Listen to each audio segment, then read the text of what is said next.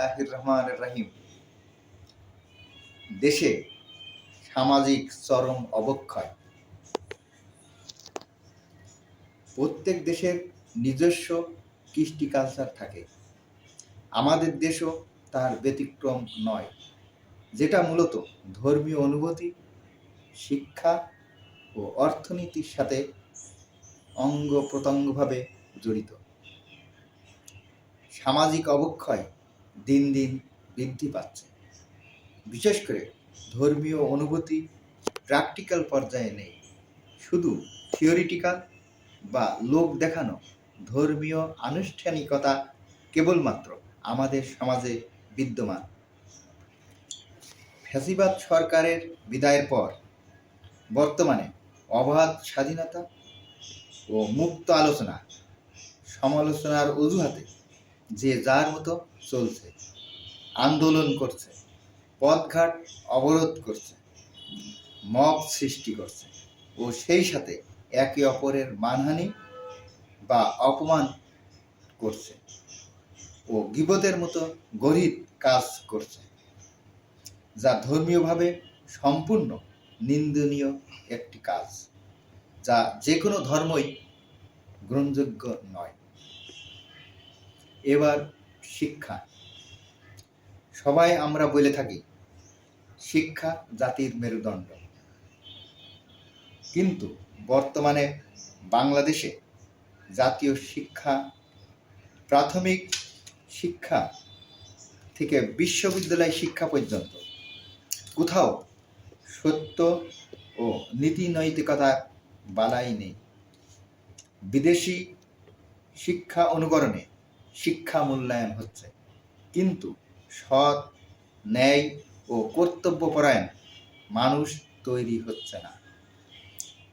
ধর্মীয় শিক্ষারও অনেক প্রসার ঘটেছে, কিন্তু সেখানেও হাদিস কোরআনের আলোকে বোঝা ও তদরূপ আমল করার তেমন প্রবণতা লক্ষ্য করা যায় না। 50-60 বছর আগেও ছাত্র শিক্ষককে, ছোট বড়কে সম্মানের চোখে দেখত, কিন্তু বর্তমানে সেটা সম্পূর্ণ উল্টো অবস্থানে। শিক্ষক ছাত্রকে ভয় পায়, বড়রা ছোটকে ভয় পায়। শুধু ধর্মীয় ও জাতীয় গুণগত শিক্ষার অভাব থেকেই এসব তৈরি হচ্ছে, যেটা ভবিষ্যতে এই জাতির ধ্বংসের কারণ হতে পারে।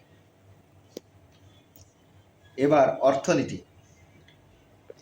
দারিদ্রতা ক্রমেই দেশে বৃদ্ধি পাচ্ছে, কিন্তু আর এক শ্রেণী ক্রমাগত সম্পদের পাহাড় তৈরি করছে। সেখানেও বৈষম্য, সম্পদের প্রতিযোগিতা, সেটা বৈধ বা অবৈধভাবেই হোক, অথবা ব্ল্যাক মানির মাধ্যমেই হোক, টাকা ও সম্পদ অর্জন করা দরকার,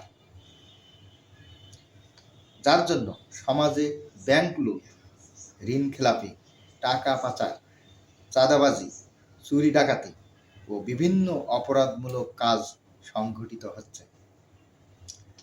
অবৈধ পথে টাকা ও সম্পদ অর্জনের প্রতিযোগিতা থেমে নাই, যেটা ধর্মে ও ন্যায় সমাজ ব্যবস্থায় মোটেই গ্রহণযোগ্য হতে পারে না। সেই সাথে সমাজে ধর্ষণ, অপহরণ, মব সৃষ্টির মাধ্যমে ভাঙচুর ও হত্যার মতো জঘন্য কাজ থেমে নাই।